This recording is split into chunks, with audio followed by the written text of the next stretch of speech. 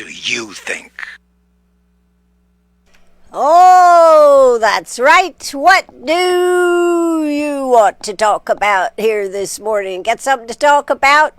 Ooh, I tell you what, there is nothing like living in the fast lane with everything hitting us all the time.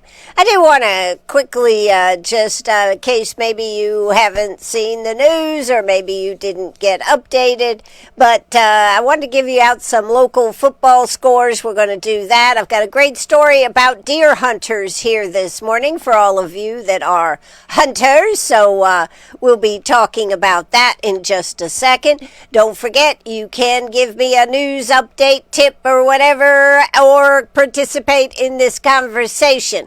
This line is simply a text line and a voice message line where you can just leave me your voice message. You don't have to text it.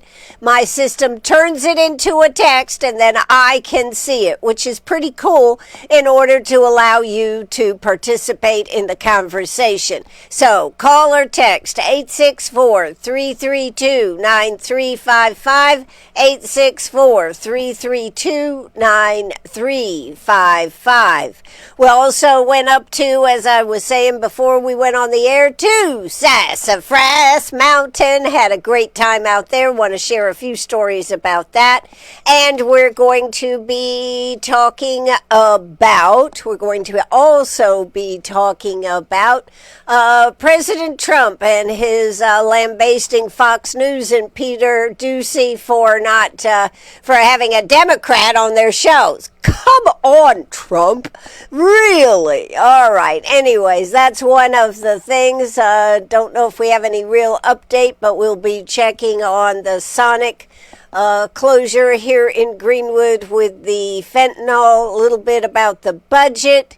Yeah, let's see. I got a lot to talk about this morning. And whether the ceasefire is in effect or not, that is the question. Hamas over the weekend said that they would give the hostages back, but they wanted that to be a jumping off point for the rest of the discussion. Also, I found this horrific. This happened this weekend at South Carolina State University in Orangeburg. Shootings over homecoming weekend. Two separate shootings Saturday night, October 4th.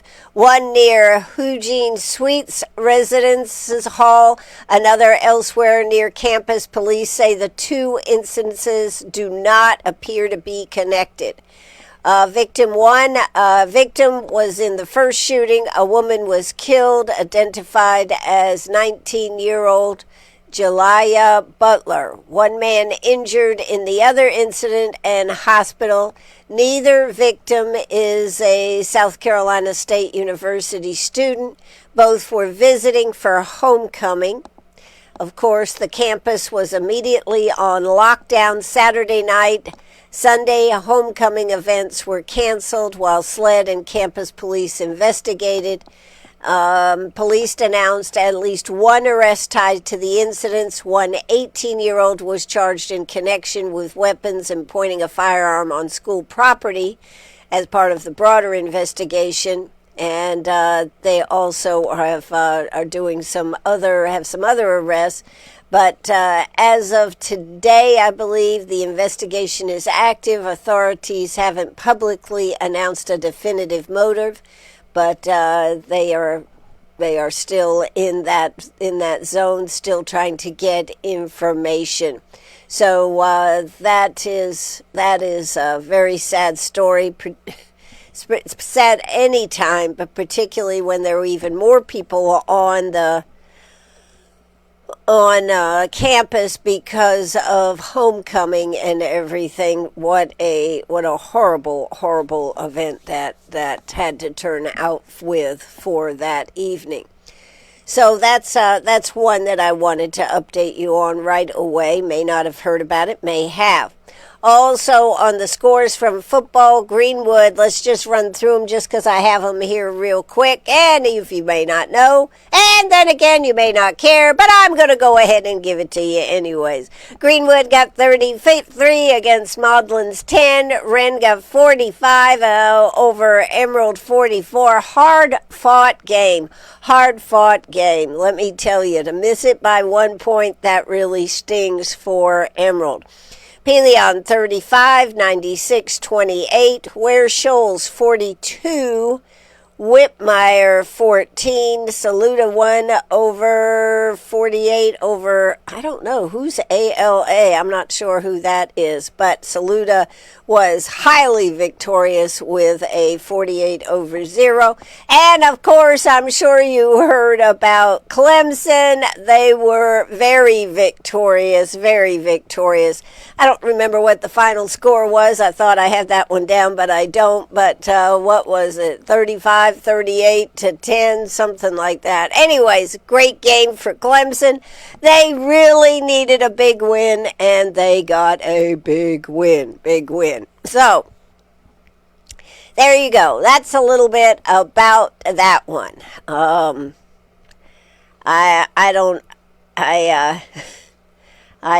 just thought I would share that. And I think I may say this one first. We'll get into the government shutdown, the ceasefire, all this, the Peter Doocy versus President Trump. This morning we'll see where that's at. I believe as far as they are still meeting over there in with Israel and Hamas, but we'll get to that in just a minute.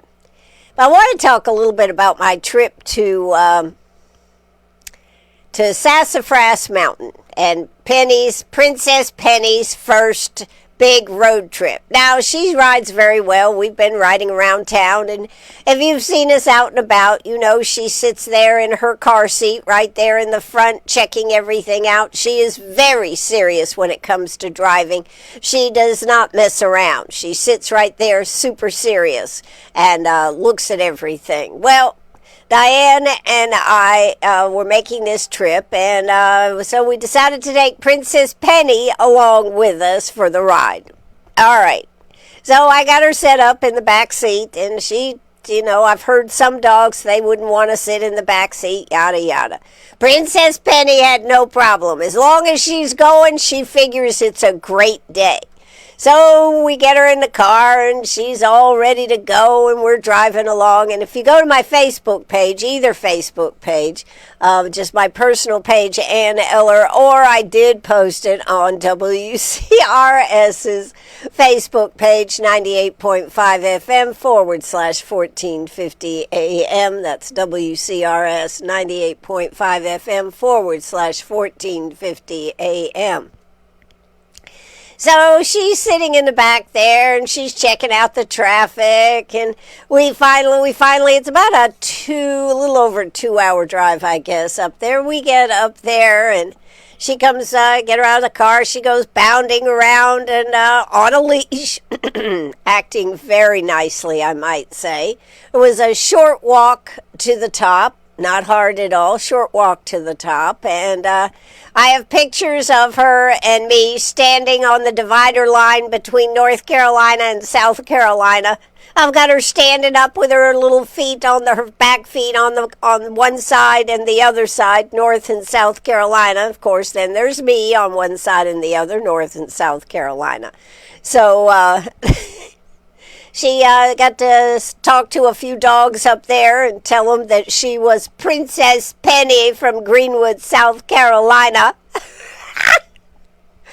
And even some people, she got on some rocks and we took some pictures. And anyway, she had a really great day. I had a really great day. If you've never been to Sassafras Mountain, it is a great vantage point to see across North and South Carolina. It is the highest mountain in South Carolina. Now, I was talking to Diane, and I said, I said, I have been up on Mount Washington. And so we were discussing it, and I knew that Mount Washington was higher, but I didn't realize how much higher. So I had to go back and check it out. Mount Washington is 6,500 feet tall, right? 6,500. South Carolina's Sassafras Mountain is 3,500 feet. 3,500 feet.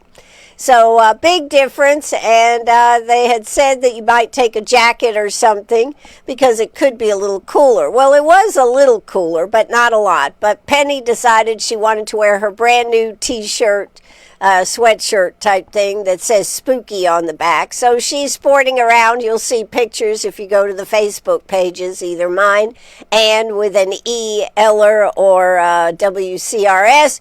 You will see pictures of her sporting her spooky t-shirt and sweatshirt and just being so cool. After that, after going to Sassafras Mountain, looking at the foliage, there wasn't much color or anything, but it was still beautiful up there. I could see in 2, maybe 3 weeks, it's going to be fabulous up there in the mountains. All right, so I do want to tell you, if you do decide to go to Sassafras Mountain, there are some rather hairpin type turns that you need to be totally aware of what your job is to drive, because if not, you could end up off the road. So if you decide to go, just make sure you do that. So just thought I would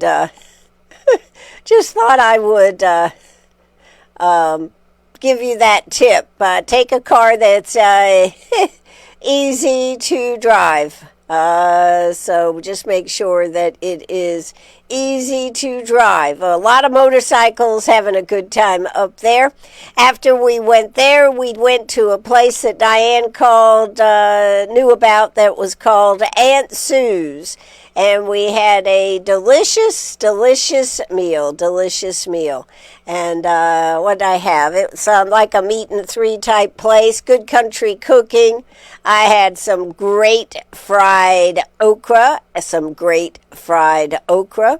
And what did I have? Homemade chips and green beans, just to have something green, and cherry cobbler.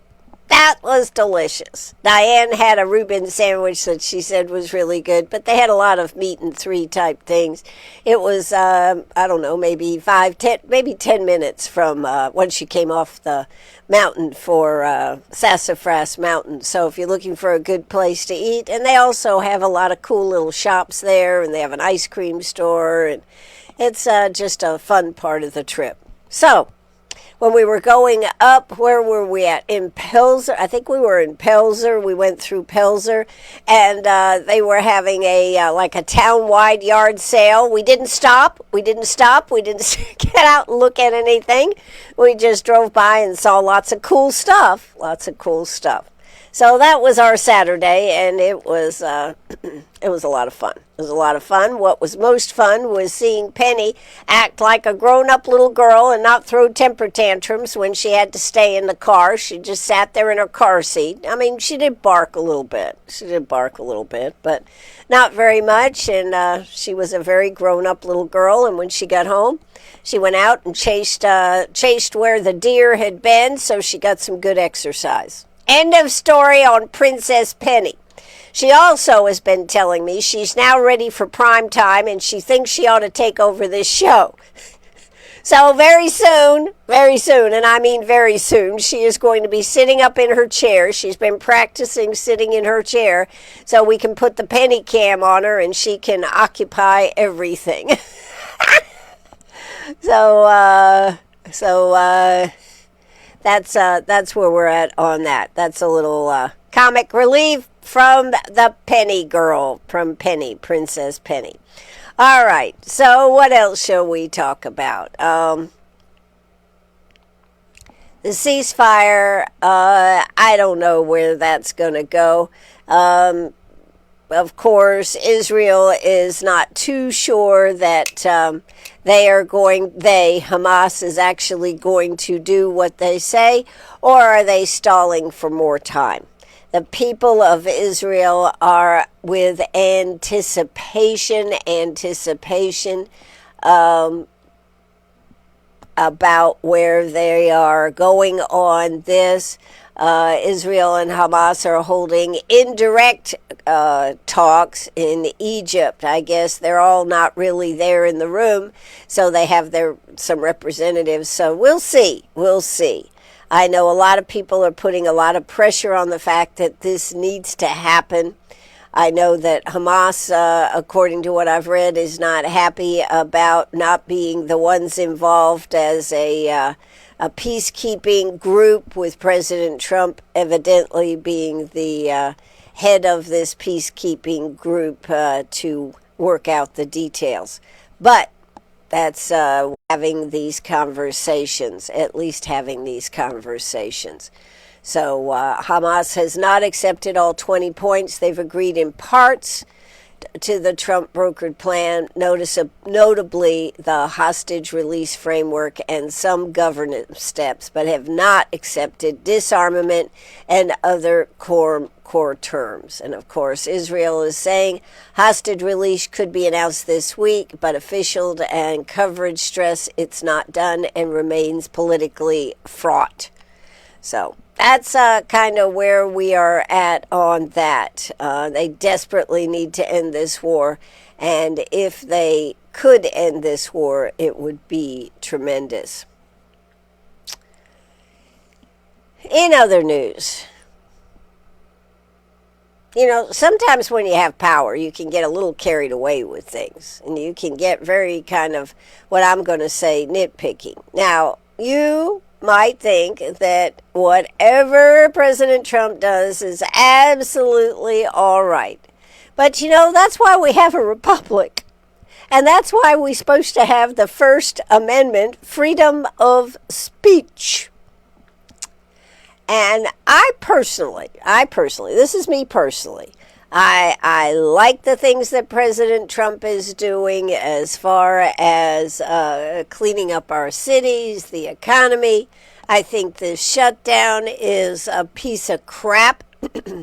It is, what was I reading? How much it costs per week it's in the billions for the government to be shut down. So that could destroy any gains that we've made with monies coming in and everything overall for the GDP and all that kind of stuff. But I do take offense. At President Trump calling out Peter Doocy for having Senator Mark Kelly on his new show, The Sunday Briefing. President Trump complained Kelly spoke totally unabated or challenged about health care and the shutdown, and told Fox to get on board or get off board. That's what Trump told Fox News.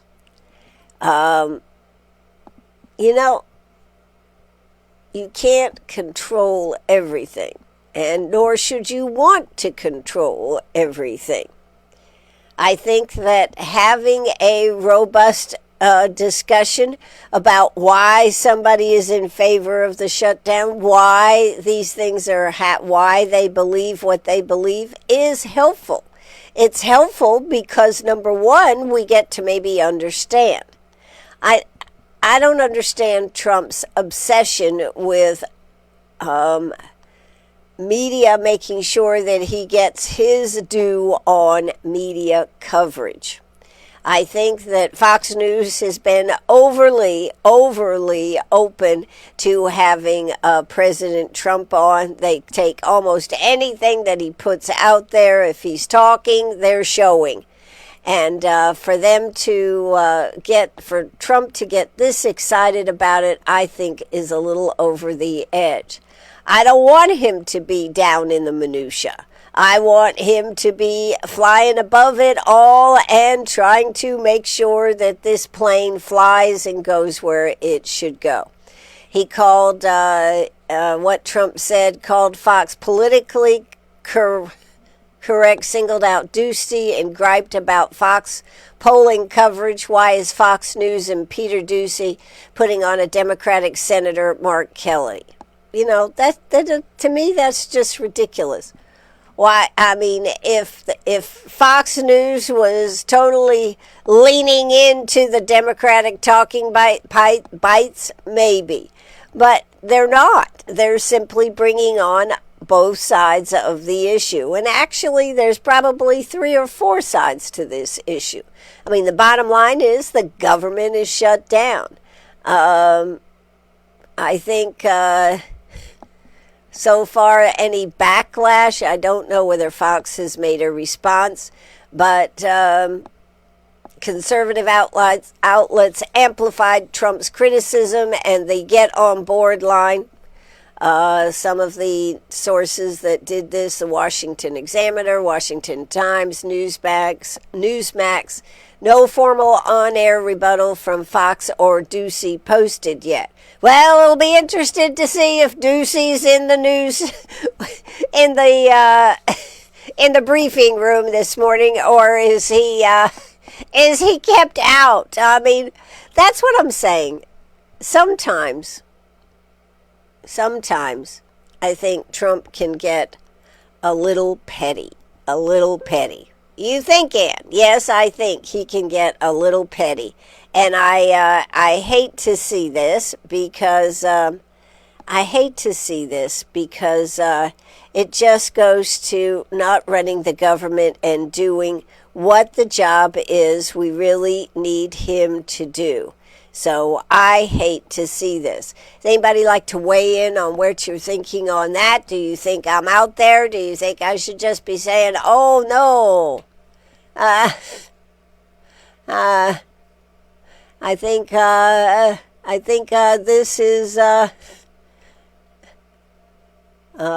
think it's sad that he doesn't just let some of these things go, and when he has opportunity to be on Fox to say keep the position strong. He certainly has a bunch of his cabinet out there speaking at every opportunity, So I hate to see this. Do you have any comment? 864-332-9355. I think, anyways, I just want to mention that because I don't want to see Trump get too, what shall we use, sensitive or barking at people. We need a free and free media. And of course, that goes to whether it's newspaper, whether it's TV, whether it's talk show hosts. We need a free media. I hope Trump doesn't hear that I said this morning. This could be disastrous for WCRS radio. We do not have the ability to fight back on this. So please, Trump, just leave us alone. We're just talking here today. 864-332-9355. All right, that's one issue. Now, another issue that I found most interesting, and this was out of the Index Journal here today, is, there's been an ongoing, what shall we say, fight for public information. Again, this goes back to public information and a free press, right? About 96 and Calhoun Falls and the information that is being gotten to try to put forth what is happening in these governments. And 96 has been rather hard to pin down and get the information. They don't want to give out the information about their money situation over there, which is kind of surprising. They have told the Index Journal that if they provided them with the FOIA, everything that they have asked for, it would cost about $6,000. Of course, the Index Journal is not going to pay $6,000, but there is a rather interesting piece in the Index Journal.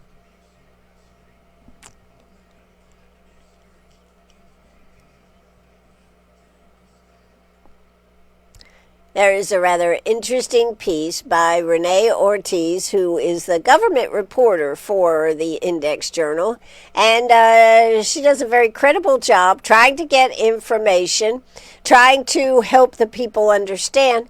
And I think what people have a tendency to forget is that just because it's a government entity, whether it's a city council, a county council, a state government, or a federal government, the news media is there, and part of the reason we have a Freedom of Information Act is so that governments can't cover these things up. And she's been trying to get information from 96. She has been working on this for months, and she kind of goes through in her opinion piece detailing the problems that she's had trying to get it. And it really is a shame that, that it's at this juncture to try to get this information. But again, I point out, what do Calhoun Falls, 96, Saluda, any of these small town governments have? They have a mayor-style government. And by a mayor-style government, I mean they have a government that is basically run by the mayor. They do not have an administration like we have here in Greenwood, where we have a city manager and then we have the city council. The city manager reports to the city council. So many times when a mayor is hired, they're hired probably because they are good being out there, communicators, hanging shaking hands, and I don't know if they kiss any babies today, but shaking hands and being the political source that they are to get elected.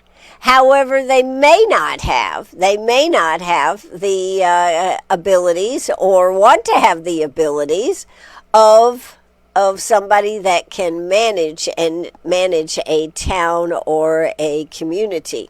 That is what we're seeing in both 96 and Calhoun Falls. The mayor over there in Calhoun Falls, somehow he got elected. Somehow he says he's going to stay in that seat, even though he'll have to be a write-in. But how did they get elected? And did the people understand that this is what they were hiring? Somebody who might be good at talking, but might not be good at doing paperwork. I'm a perfect example. I hate doing paperwork. And it's kind of funny because when I had sharp facets, I was really good at paperwork. Now I don't want to do the paperwork, and I have to fight with myself to get in there and do the paperwork. So, having said that, 96 has probably not kept their records up to date the way they should because they don't have the ability to do that. And so the people have put the mayor over there in charge of doing the job of keeping them informed. And there have been a lot of cases where they have gone into executive session. Have they done it properly? There is a whole bunch of rules that makes it so that you and I can know what's going on.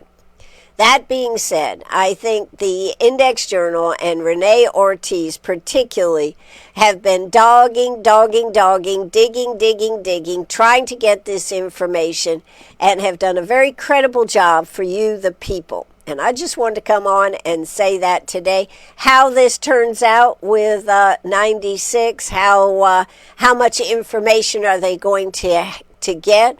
What will be the outcome to some of these things? I don't know. But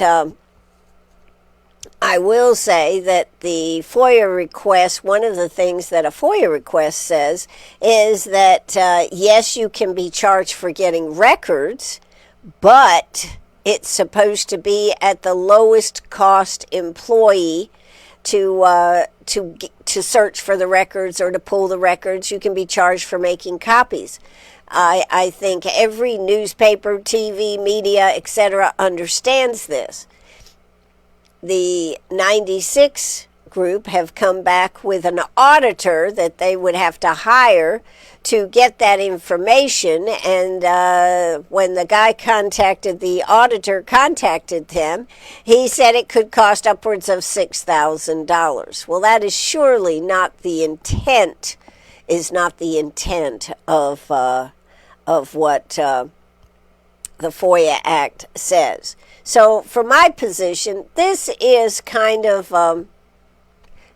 sad to see this devolve down into that. We can all appreciate small municipalities not having the ability to have a large staff or any of these other things. But when questions of transparency come up, I sincerely believe the town should be more transparent, so in order to enable. If they are not able to conduct their business the way a town or community should be able to do this, then perhaps, and I just throw this out there as something that I'm sure would not be met with open arms, maybe on either side, I don't know, but Greenwood is capable of running a community. The city of Greenwood actually runs pretty well. Of course, there are always issues, but it is very intentional on the things that they do. And because of that, when questions come up, it is, one, quite easy to get that information, but two, their meetings and everything also address a lot of these issues. So one thought would be possibly should Greenwood look at maybe helping 96 out by becoming since it's all part of county, or should they become part of Greenwood County's thing, or should they become part of the city? Should the city of Greenwood look at taking that over if they're not able to do this? These are questions, these are real questions that have to be answered, because you cannot have a municipality. You certainly don't want a municipality to end up like what has happened down there in Calhoun Falls, where the state SLED has to get involved, where information is not available, well, people are locked out of meetings, and et cetera, et cetera. You don't want that. You do not want that. And I'm not saying that that could happen, but I am saying is that things are difficult, and 96 is, of course, a small community that does not have as I said, the staff or a relationship where you either have the mayor running the city, or you have an administrator running a city. In our case in Greenwood, we have an administrator, Julie Wilkie. She handles all the administrative stuff, and she reports to city council. Council makes the final decisions. In the other type of government that most small communities have, i.e., 96, Calhoun Falls, Saluda, all of these have a mayor-style government that actually runs. There's only two types. You either have to have one or the other. But this is becoming a bigger problem. Also, Ware Shoals is a small community that is having some of these issues too. So, I did see where Shoals has now hired a police chief, so they now have a police chief over there. But these are the type of things that small communities, and when things are tight, this is part of the problem of trying to run these local governments. So I just thought I would mention that this morning. Not something that anybody would like to, but I did want to give kudos to Renee Ortiz for doing a good job, a credible job of trying to get the information so that you, the people, can know what is going on in, whether it's 96, Calhoun Falls, Ware Shoals. They hired over in Ware Shoals, they voted Wednesday to hire a new police chief and town receptionist during its October monthly meeting. Council approved the hiring of Tommy Clamp as the new Ware Shoals police chief in a split vote. The vote to hire a new chief follows a wave of resignations within the police chief. We've talked about that. And then they also unanimously approved the hiring of Tammy Alverson, a Ware Shoals resident, as the town's new receptionist. However, and that was unanimous, whereas hiring of the police chief was a split decision. So that's I'm not going to go through that right now. But anyways, just did want you to know they have hired a new police chief over there. Whew! So much information, so little time. So much information, so little time. Got any questions about what I'm saying here this morning or want to make comment? 864-332-9355. 864-332-9355. Oh, what else have we got here this morning? Oh, what have we got? What do we have? Well, we got Speaker Johnson speaks on the government shutdown here. He's trying to, of course, work that around. Did just have a comment from somebody here on the text and voice line, our new line, 864-332-9355. They said, Ann, you explain it very well.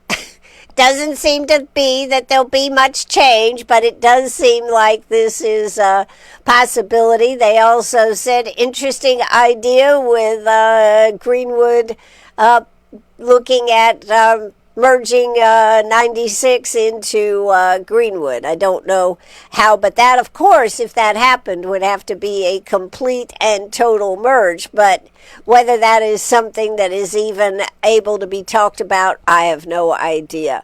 But that is one of the ideas to help 96, because they do seem to be having some issues trying to get information out there and running all the things that need to be done. So I'd vote for it. Okay, we got somebody else that just said they'd vote for, they'd like to see that happen too. So, I'm just throwing it out there. It's something to consider when a small community, i.e. 96, I know they value their independence and doing things their way, but when it comes to running a municipality, it is a bigger job than what I think most of us even think. So, there you go. That's my end. For those that are participating in the conversation, wait a minute. We just, what happened here? Somebody's just, I see somebody is typing a message here. What have we got coming in here this morning? Oh my goodness, let's see. What have we got coming in here? All right, they're typing. I'll wait just a second and see if they put anything out here for me. Oh, where is it? No. Okay, well, yes, let's see what we got coming in. Okay, what are they saying? All right, they say hell no. Hell no, 96 won't go. Okay, all right. It's just trying to help you out of your situation here. But maybe that's not a way, but you are going to have to figure out a way to keep things going over there, 96, and have a transparent government to help you be able to do the things that need to be done. I know 96 is trying very hard to add some new their new industrial park and new business and this type of thing. But you've got to show the stability and be able to answer the questions that are needed. So, and you've got to have the expertise. I think that's what most people don't realize. You think, well, you got a water bill, you pay the water bill. You got the this bill, you pay the this bill. You get the tax money coming in, it's a simple procedure. Well, I'm sure it is from that standpoint. But making those decisions that make for a successful community, if you just look at Greenwood and the growth that Greenwood has undergone, not only in the housing, not only in all those things, but even some of the parks. I mean, Gray Street Park, doesn't that look fabulous down there? Doesn't it look fabulous? I think it does. It's almost done, but when you have an administration, you can be looking at all the different aspects. After all, look at how hard they've had to work on the trash aspect here in Greenwood. And that is a constant. But you know what? They address it. They keep changing in order to address the needs. So, anyways, let's see. Oh, I just got another message. Oh, what else are they saying here? What else are they saying? It's, yes, okay. I guess that is about it. It's also very expensive to run a government. The what good thing about Greenwood is they have all the everything in place in order to do things. So, anyway, something to think about. We wouldn't want to see 96 fail. We wouldn't want to see 96 end up in any problems. And who knows, maybe with the attention that has been brought to this, maybe they will be able to move forward and get their act straightened out. Calhoun Falls, totally different story. They're off the rails. And I don't know what's going to happen at Calhoun Falls, but how would you like to be living in Calhoun Falls and have the problems that they have there? That's where you have to look at Greenwood and say, hallelujah, I live in Greenwood, even though Greenwood has their issues too. All right, let's move on and talk about some other things while I've got a few minutes left here to talk.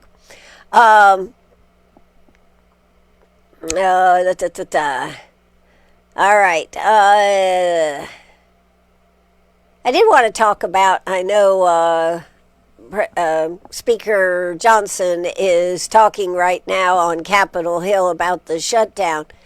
But, I was looking at who were the Democrats who are supporting in the Senate the Clean CR. John Fetterman, because, you got to give John Fetterman credit.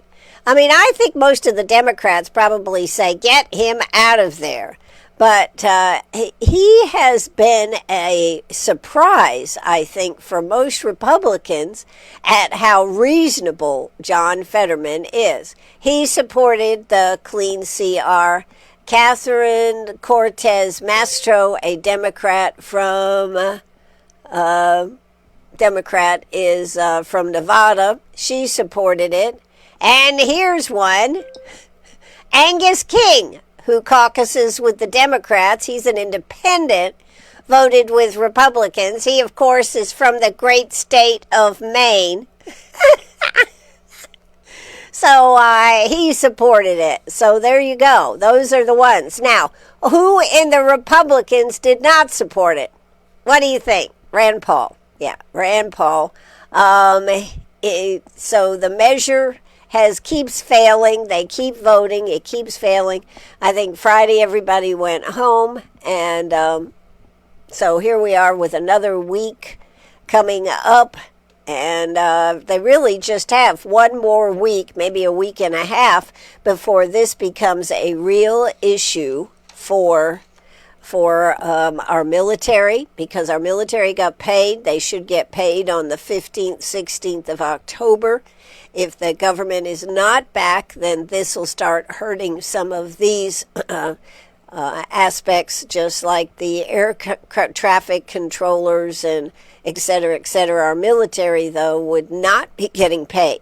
However, I do want to make sure you understand Social Security would continue to get paid regardless of how long this shutdown goes forth. So on Friday, it was 54 to 44 on October 3rd. You've got to, in this case, you have to have 60 votes in the Senate for something to pass because of the type of deal it is. Anyways, the fentanyl bust, the Sonic fentanyl bust, I don't really know whether I have any more information. So I don't know. I can't really figure out. I have driven by the Sonic and seen a car or two in there, but I don't know whether they're actually open or not. If anybody does know, send me a text and tell me. 864-332-9355, 864-332-9355. So, how does anybody know where they're at on the Sonic and the fentanyl bust? Is the Sonic still closed? Oh, got an itchy nose. I would expect that they'd have to get some DHEC in here to open them back up, but I don't know that. But I have seen some cars there. I saw a car last night or night before when I drove by at the drive-through window. I mean, not like the Sonic used to be, that is for sure. But this was a really scary, scary thing for anyone who goes to the Sonic to see this. But also, even more important, to see how a fast food restaurant could use its facilities. I mean, I'm just saying that... and particularly if it is a corporate store, not a local store, a local franchise, if it's a corporate store that does not have management on hand every day. I'm sure that, you've already thought about that, but that's kind of frightening too. All right. What else do we have? I've talked about a lot here this morning. Oh, yeah. I got to tell you my knife story. My deer story, I mean. Is there anything else I wanted to talk about? Well, there is, but that's enough. I do want to, maybe tomorrow, we can get to my story about SC, Doge SC. I think this is an interesting story. I have not seen much about it yet, but it is a pretty big story out there, and how they are going to get Doge in South Carolina. I've seen some interesting stories about that. All right. Well, in closing, I am going to tell you a story from my ever-loving husband, Jeff Eller. This was back during, this is back from the primitive weapons. And this time of the year, from October 1st to October 10th, is primitive weapons season for deer. So the only way that you can kill a deer is using archery or black powder firearms. Kind of an antiquated way to do this, but really brings in the expertise of the hunter. Do you agree? Yes. So either archery or black powder firearms. So one day, back in the very old days. Oh, I didn't mention that. You're absolutely right. Back in the very old days of sharp facets, we had a bunch of hunters that were in there. I think they had found some gemstones out looking in the looking in the woods, on the trails, whatever. Anyways, they brought in some gemstones, and Jeff had looked at them and told them, well, this has possibilities, this doesn't, this type of thing. We used to do a lot of that at Sharp Facets Gallery. In fact, Jeff, and he actually had several people that cut gemstones. That was part of our business when we first came to, well, not first, but after we'd been here a year or so, right here in Greenwood. All right, that was at Sharp Facets. So these guys are talking to Jeff, and they're all hanging out. It's a Saturday afternoon, and they were getting ready to go hunting or something, and they were talking about Primitive Weapons Day. That's right, primitive weapons period for hunting. And they were talking about using the black powder firearms, and they were all into it. Well, all of a sudden, Jeff started saying, yeah, but are you ready for the next season? And they go, oh, yeah, we're ready for that. That's open deer season, blah, blah, blah. And Jeff goes, no, it's knife season. And these group of guys were really avid hunters. And they looked at Jeff and they went, knife season? And Jeff, and these were big guys. I mean, we're not talking about scrawny guys. We're talking about big, hefty guys. And Jeff goes, yeah, you haven't been to any of those places where they run overhead from tree to tree, and you can run between the two of them like a little bridge, and then when you see the deer, you jump down on it and you use your knife to kill the deer. And they're going, no, we haven't heard about this. Well, Jeff went on with this story, and the more he talked, the more outrageous it got. And these guys were just leaning right into it. I'm standing there just looking at this, and I could tell by the twinkle in his eye that there might be a slight bit of humor to this. Well, I got to the end, the guys go, yeah, we got to go find out about this knife season. We got to go find out about this. We got to try it. It sounds tremendous. So they all walked out of there, and as they left, after they left, Jeff goes, there's no knife season. The next day, he got a call from these guys about how embarrassed and mad they were that they had fallen for knife season. So, Primitive Weapons Day does not include knife season. Just FYI. And if anybody tells you about the hanging between trees, instead of having your little blind that you can be up in the air in order to have a good vantage point for shooting a deer. They had strung between trees. Sometimes Jeff said they were even between, I can't remember what are those blinds called, and you could run between them and then jump down on top of the deer and get the deer that way. It's a Jeff story that is still out there in the hinterlands being absorbed by those who really want to hunt deer. Wah, wah, wah, wah. Pretty cool, huh? Pretty cool. That's a Jeff story. I will leave our show with that, other than to say that Diane just reminded me that when we were headed up the mountain, Sassafras Mountain, on Saturday, we were on a little straightaway, and we're driving, and about 20, maybe 30, 35, 40 feet from us is a young bear sitting on the side of the road. How could I forget this? I wish I'd had my camera. I don't think I could have gotten a picture. But anyways, just sitting there on the side of the roadway, a black bear, probably maybe 4 feet tall. We started driving up towards it, and it just climbed up the side of the hill there, of the embankment, and went into the woods. But that was like that's like those classic pictures that you see of a bear on the side of the road, welcome to Tennessee, and there's a bear on the side of the postcard or something. It was a picture perfect because he was just leaning in, sitting there on the side of the roadway. We approached and got closer so he could hear us. But he was maybe 40 feet away, not very far at all. And he just turned and said, "See you later," climbed up into the embankment.